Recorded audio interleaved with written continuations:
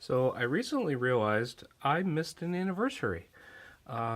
It has been just over 10 years since I ordered my OLPC XO-1. The One Laptop Per Child Foundation was intending to deliver a laptop to every child in third world countries in order to try and improve the education of children. So they had a couple goals, mainly produce a low cost laptop. The original goal was $100 per laptop, manufacturing cost, and to deliver to children, and then in areas with limited access to internet and probably limited access to electricity as well. So as a result, there's a lot of design decisions in here that try and balance those three goals. And I thought it was really neat when it came out. So they had a campaign early on called the Give One, Get One. And essentially, if you bought two laptops, they donate one to a country in need, and then they ship one to you. And I did some software development for it. But it's been 10 years, and I finally dug it out. So let's see. This is the laptop itself. It's nice kind of plastic construction. You can feel in the plastic is pretty stable. It has this kind of kid-friendly color, and it's interesting. Like the O and the X and the O are randomly chosen during manufacturing time, so each one is relatively unique. So you have a personality for each child. It has this pretty cool carrying handle that's obviously a little bit more child-sized. And from around the outside, you don't see too much. There's not not much in terms of ports. There's a standard DC barrel jack that you can deliver 12 volts to it, so you don't need anything super complicated. You could use a car to charge it, and you could even use hand cranks, which they did release, and you could tie them to like bicycles or even windmills or something like that. And on the back, there's not much except the battery, which I'll take out and show you because there's a neat feature on this. Instead of a standard lithium-ion battery, these things are actually using a lithium iron phosphate battery, which is actually becoming a little bit more popular recently. It's lithium iron phosphate doesn't quite have the same energy density as lithium ion, but it can handle far more charge and discharge cycles. So, and it also has a significantly longer shelf life in terms of self-discharge. So you put it on the shelf at a given charge, and it will keep that charge far longer than a standard lithium-ion battery. Obviously, the durability aspect is something that they're very concerned about. So I think they had options for this as well, depending on the country. If they wanted to pay for a lithium iron phosphate, they also had, I think, a nickel cadmium option. Besides the standard lithium ion battery as well. Depending on the country and what they were thinking of ordering for their children, they could customize the laptop with a couple different options. So to open this, usually, I mean, most laptops have a nice little catch right there, but they don't on this. They actually have two on each side. So these are actually double as the Wi-Fi antennas. There's two of them. They're on extended masts, so that gives you a much better Wi-Fi range. And they also cover the ports, so USB, microphone, and speaker, or headphone jack, and then two more USB on this side. The laptop is not waterproof or dustproof. That would just cost way too much. But they did try and do a couple design features like this, like just covering ports, in order to try and reduce damage from water or dust. So you open this guy up. It's a little hard to get him on this shot, sorry. He has a standard keyboard and mouse, touchpad mouse that you would expect, and the display with a microphone and a web camera, and they each have a little LED tied to them that are hardwired in, so when they turn on, the LEDs turn on. Stereo speakers, little gamepad controllers,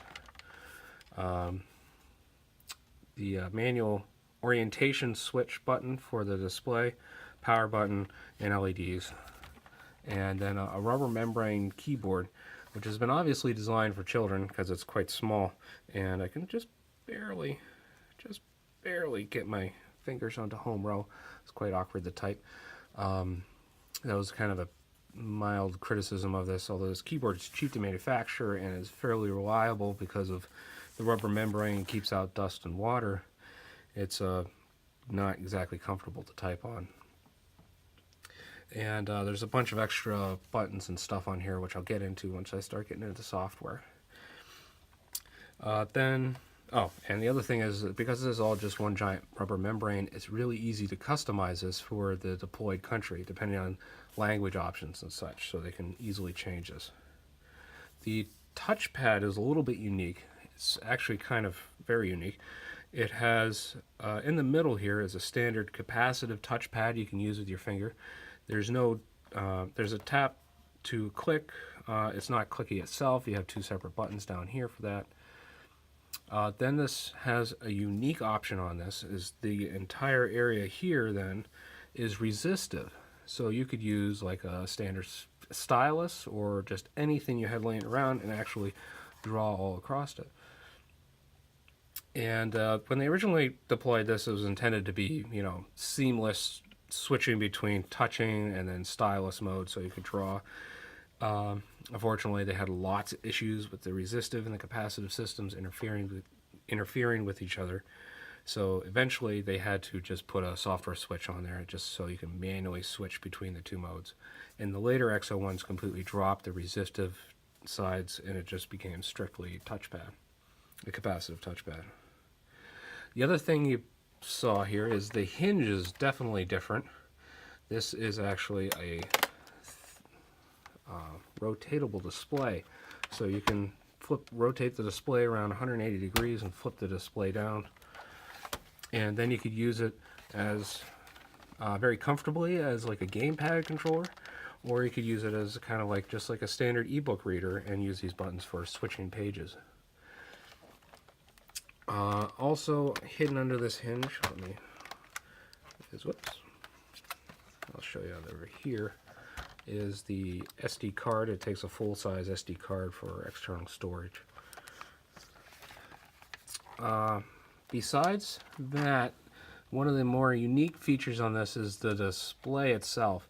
The LCD technology on here is really unique, and when they originally were designing this, they realized LCDs in about this 8-inch form factor or so would have cost like $50, which would have been half of their total budget. So the way to get around that, they actually invented a new display technology. It modifies LCD in order to make this thing a lot more simple to manufacture. So it has some neat features. One of them is you can turn the backlight off completely, and it goes into a grayscale transflective mode. So you can take it outdoors under direct sunlight and see it very clearly, and in that grayscale mode the text on it is super sharp. But then you can bring it inside and turn on the backlight, and that will switch it actually into a color mode, so it's both grayscale and color and transflective. And they did that with a neat feature. So a standard LCD has a whole bunch of little elements called pixels, and each one of these pixels is actually arranged into 3 subpixels: a red one, a green one, and a blue one. And the intensities of these 3 subpixels determine what color that entire pixel is going to appear. The way OLPC did it is they instead arrange their pixels not in a grid, but they do it in an offset kind of pattern.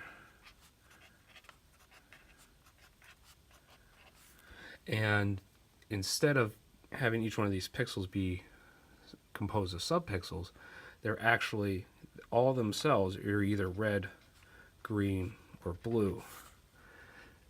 And they use a simple prism filter in the back between the backlight and the LCD panel in order to generate those 3 colors out of the pure white backlight that's in here. So in color mode, you actually end up effectively reducing your resolution to a third of what it is under black and white mode. And they do some software tricks in order to make that look a little bit better. But that ended up reducing the cost of the display quite a bit. And it gives them the transflective mode with a high contrast gray for the reading. So it's usually low cost, and new engineering technologies are two things that don't generally mix. But OLPC tried to do that because they needed to reduce the cost far more than what was available. So that's why you ended up with a very unique display technology and an interesting capacitive touchpad, capacitive resistive touchpad. So that gives you, so that's where they're balancing between the two different, between all three of those main goals of child-oriented, third world country, and cheap. So now before I turn this thing on, I'm gonna take the back off and show you the motherboard, because as you can see from this angle, there's not much actually in the base of this. It's just the battery and the keyboard and trackpad. All the logic is up here in the display. They move the whole motherboard up, and that gives them a little bit, that took out some cost because they don't have to run a giant cable for the display through this crazy complex hinge, which other laptops do this, but it's when you move the motherboard up there, you can get rid of that whole cable and save some money like that. So I'm going to take the back off, and then I'll come back and show you some of the engineering features in the motherboard, because there's some interesting new technology in there as well. So this is the motherboard. It took about, I think, like 15 screws, just a standard Phillips. So relatively easy to repair considering the other laptops I've had to tear apart. So the main motherboard is dominated in the middle here by the AMD Geode LX700. Now this is actually an x86 CPU running at 450 megahertz, so not exactly screaming along. But inside of him, he also has embedded the RAM controller and the video display, the video controller. So as a result, then you have this 256 megabytes of RAM directly connected to this Geode, and then in theory the display directly connected to it. So this is almost like a system on a chip. The AMD Geode I never actually heard of until this came out, and it's intended to be used in embedded applications such as industrial controllers and stuff like that. So this is an interesting history because it originally came from the company Cyrex, who made low-budget, low-performance CPUs back in the 90s. And they got bought out by National Semiconductor, and then eventually National Semiconductor sold the CPU side to AMD, who continued on the design. So the one nice thing about this, besides being moderately cheap, is the entire chip only consumes like 0.8 watts of power, less than a watt for the whole thing, which is fantastic because one of the considerations for this design is it has to go into third world countries, so you can't guarantee your power access, so you're going to want to reduce the amount of power the system consumes. So going with a super low chip, even though it's probably pretty low performance, 450 megahertz and a design from the 90s, it can't be fast. So, but the price is right and the power consumption is definitely right. And like I said, only 256 megabytes of RAM, and that's a factor of the price. So besides the main chip, then the Geode also needed a south bridge to get access to all the peripherals and stuff like that. Main memory then comes from this Hynix 1 gigabyte flash chip. Only a gigabyte, again, cost reasons. And this flash chip is interfaced to the rest of the system through this Marvell's chip, which is called the Café, which I think stands for camera and flash controller.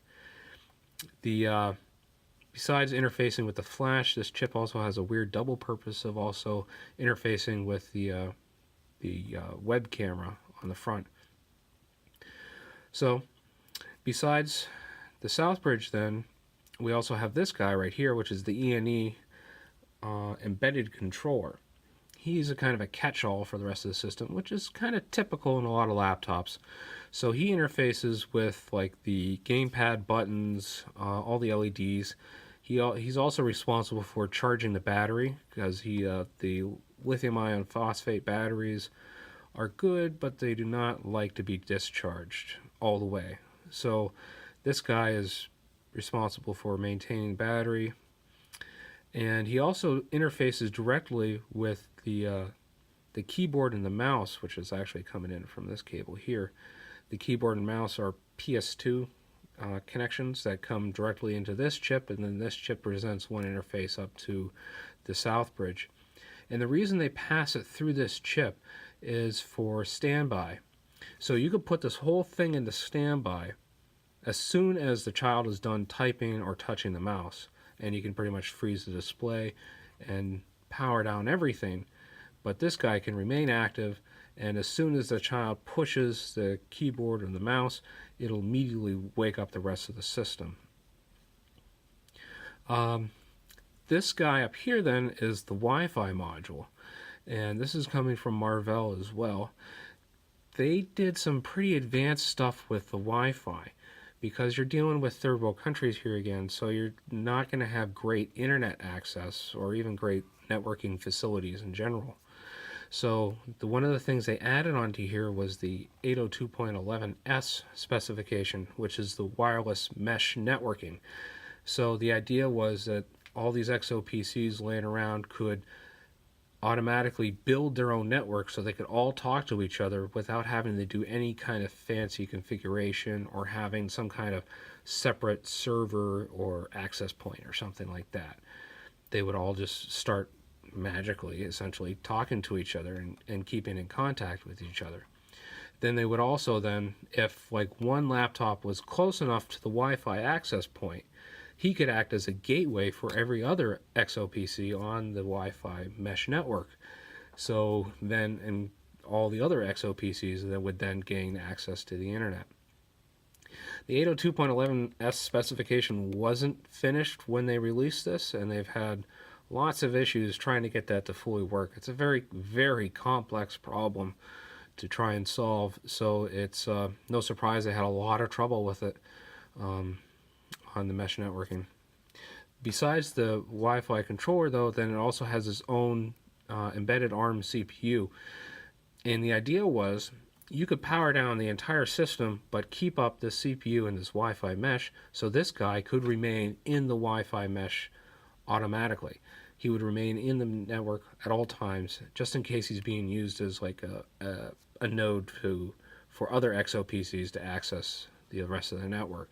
So this guy could wirelessly transmit and receive packets and pass them through without having to interface into the rest of the system. He could do it all on his own as soon as with everything else powered down. So the other thing that they did to reduce power is on the display. Normally an LCD display, you have to continuously refresh it. You have to keep driving the image back to it because it can't keep it.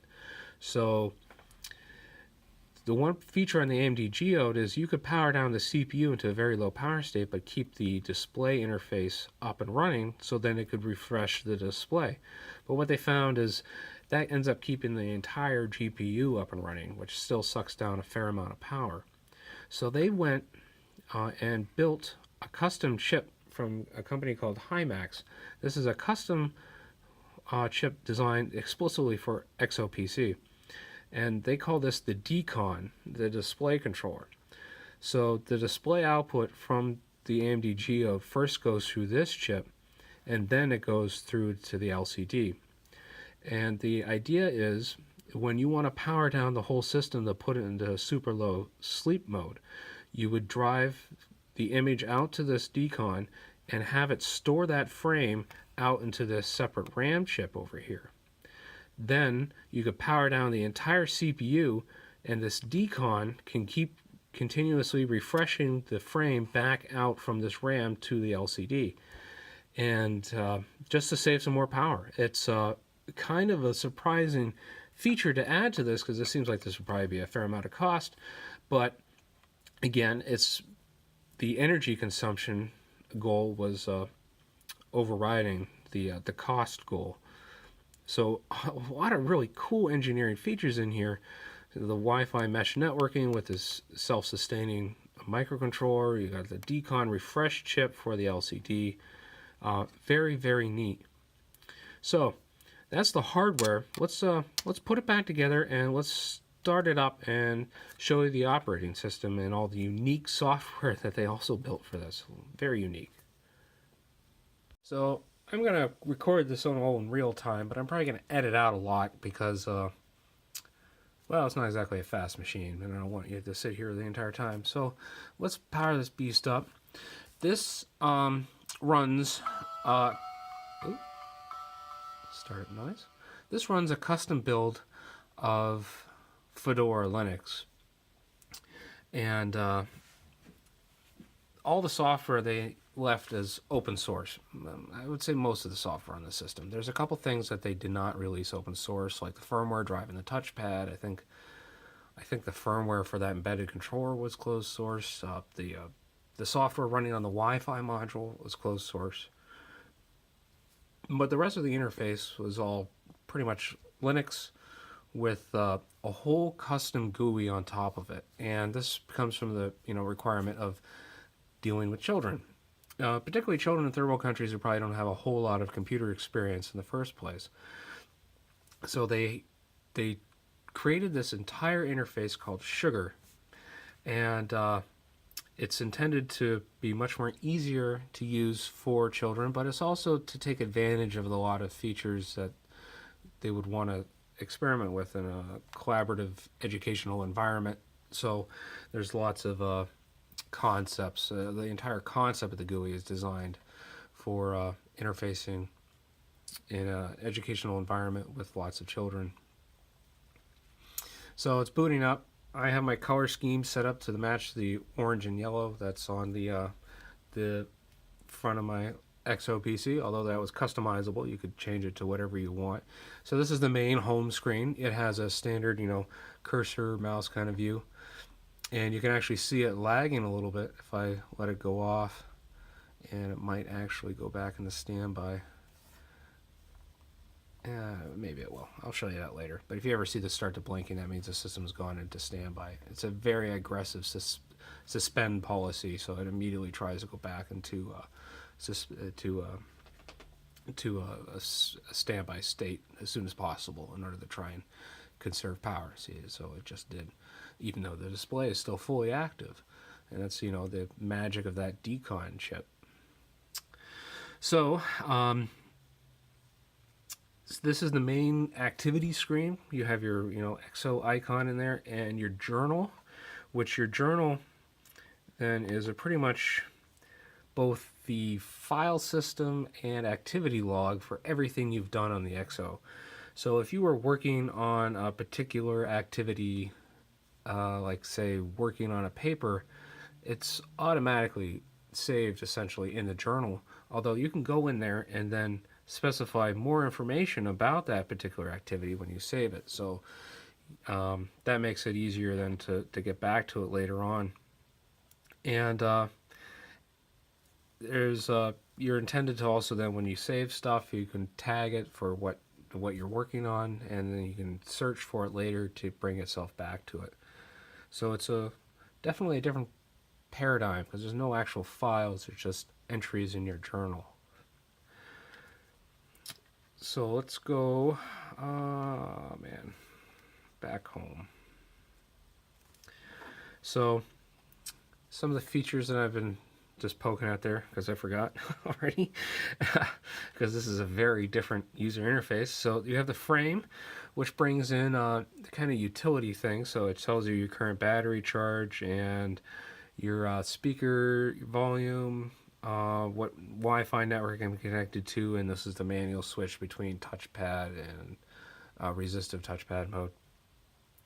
But then it also shows you all the kinds of perspectives you got going on here. So this one is an activity frame. If I actually had an activity running yet, I don't. But activities essentially take up the full screen. Then this is my my home, so it shows me my standard activities that I have installed on the system. This is the way they always have them presented as just as a circle around your XO. Then this is like a local group. So if I had other students I was collaborating with on a project, so teacher tells you get into groups in order to figure this out. 2 or 3 people then can join the same group, and your XOs would be connected, and you could see what each one's working on, and you can join their activities so you can collaborate at the same time. And then besides the group, then you have your neighborhood, which is everybody on your mesh network, either connected to your access point or just on your mesh network. And this even shows you other Wi-Fi networks that are in the range. So very, very interesting in terms of perspective. So these, besides the icons on the frame, you also have these dedicated buttons up here for this interface. So your neighborhood, your group, and you. And then your specific activity, which the last thing was my journal. Then like other dedicated buttons on here, brightness and speaker volume, and a simple button to switch between 2 activities. So while I'm here, then I guess I'll show you the brightness. So this is the maximum display brightness, which is not fantastic, but is usable in a a classroom environment. But then you can drop the display brightness down, down, and down, and down, and down, and down, until you actually see it switch, which it just went into fully transflective grayscale mode. Oh, sorry. That's actually not even all the way. This is still on. This is transflective. So you can see the, I don't know if you can see, but I can definitely see that the display resolution has actually gone up once it's switched into this grayscale mode. Very neat. So this is the standard Give One Get One application suite for the Give One Get One campaign. So these are a little bit more entertainment oriented than you would find on an actual deployed XO-1 in the field. In the field, each one would be customized according to a country's requirements. So what learning activities would be available, ebooks, stuff like that, which this one doesn't normally have. This is much more entertainment oriented. So it has some of the basic stuff that you would actually be kind of surprised to see on like a child's laptop. For example, you have the terminal. So you can jump into a Linux shell and start hacking away as well. And that was one of the things that the XO-PC was designed to be, so it would be super hackable by the child itself. So they actually dedicated this gear icon, which is the source button. So for any activity, the idea was you hit, I think, command, and, well, actually, I'm sorry, they actually didn't even activate this until much later. But this would activate the source view for any application. Oh, no, never mind. It does work now. I wasn't sure if I had the correct installed version of XO-PC, but I can go onto any of these applications and actually view the source for these applications, and in theory modify it as I wish. And in case the terminal application is actually written in Python, which is a lot of Python in this. The whole interface is written in Python, which might not be the greatest choice because of performance. You're dealing with a very slow AMD geode, and to throw a whole Python GUI on top of it kind of drags the whole system down a little bit. But it did make it very flexible and quick and modifiable.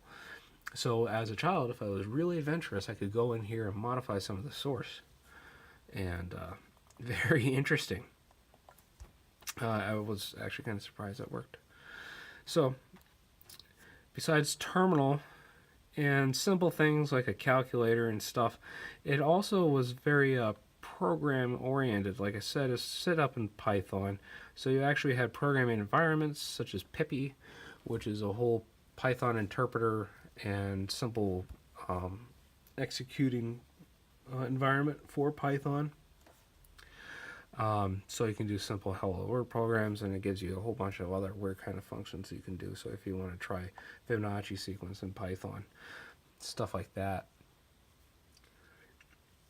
And for any activity, then you have the general kind of cut, copy, and paste kind of icons that they started adding to the user interface. Actually, a lot of the stuff wasn't on the initial releases and stuff, and they've been adding some of the more the more expected computer concepts into the XO-1.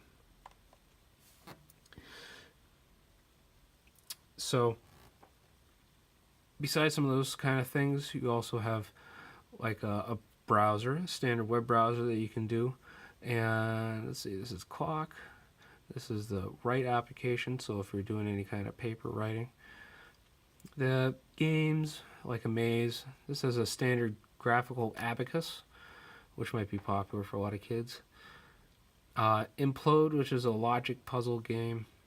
This has the chat app, so you could XO1s in your neighborhood or your group. You can chat amongst each other simply through that. A lot of other learning kind of stuff, particularly in music. So things like TamTam and TamTam Mini were just very simple audio applications. So you could create music with the XO1. So this is not strictly learning in the sense of math and reading and history and English and stuff like that. It's also intended to learn creatively. So you get noises, and you can actually compose entire sections of music on some of these other applications. They're quite extensive actually, and there's other ones available online that are even far more. So there's things like Turtle Art, which is a very interesting introductory program to programming. So you can create programs in logic blocks, graphical logic blocks, and have the turtle do those moves according to your little program. So it's a very neat introductory algorithm. So this is what I had set up before. So my little turtle is going forever. He's going forward a random amount of distance from 0 to 100. Then he's changing his color, which I think I had set up as random as well. And then he's turning left. So he's just kind of spiraling around in random directions, changing his color randomly. So it's fairly complete in terms of what you can do in terms of like logic of not only for moving the robot, but you can also take in inputs from a microphone or something like that in order to create actions and stuff. So it's quite interesting. I gotta stop that before it goes crazy. It's I think I've seen this before, something called Snap. So the physics application then can give you some introductory physics lessons. So kind of like learning about fulcrums, for example, levers, simple machines, and response and actions and stuff like that. So I can add where, and he adds to the lever and he bounces stuff around. It can obviously do much more in this. I'm just giving you really simple examples of what's going on. Besides like stuff like that, yeah, so Measure was the one I was actually looking for. Measure can then record stuff. It's intended for like microphone input, so it can actually use like some kind of simple oscilloscope, which you can build one with relatively few components, such as just a resistor and stuff like that, and you actually get waveforms out of it, so you can measure that kind of stuff. And it has some more advanced features that are explicitly for like oscilloscopes, basic introductory kind of stuff.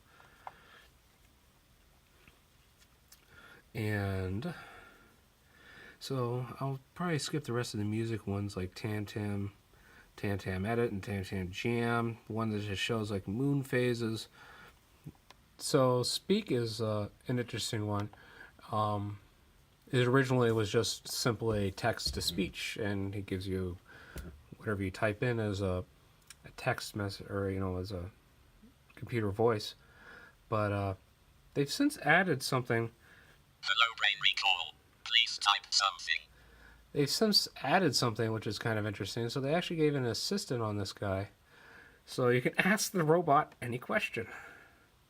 Let's see if this fires up. Hello, I'm a robot, Alice. Please ask me any question. And like, for example, what planet are you from? The same as you, Earth. This planet. Quite logical. So, I mean, this is some of the basic introductory to the interface. And like I said, it's a lot different from your average computer. Which is intentional. Because like I said, they wanted to try something a little bit easier for children. Unfortunately, the last I seen on Sugar was, I think they released an update only in 2015. And I don't think they have done much since then. Although I did find that they did make a web interface for the Sugar operating system. They actually have a lot of these activities available on it. So I'm going to put a link down in the video description so you can get on there and poke at Sugar yourself. In terms of the XO-1, this is essentially a dead product. And I'm not running the latest version of Sugar on here, mainly because the release notes said the latest versions have a critical flaw that has a really bad memory leak, and it will end up reducing all of the available memory to 0 in about 4 hours or something like that. So I'm running several versions previous to that apparently doesn't have that memory leak. Unfortunately, that's the way they left the system. That was the last update they ever officially put out, and the community has since pretty much dried up. There's not much interest left in OLPC XO-1s, definitely, because these are long beyond end of life. So this is the introduction to the XO-1. Interesting computer, blast from the past. It's over 10 years old now, just over. It was an interesting, fun ride while it was around. All right, thank you for watching.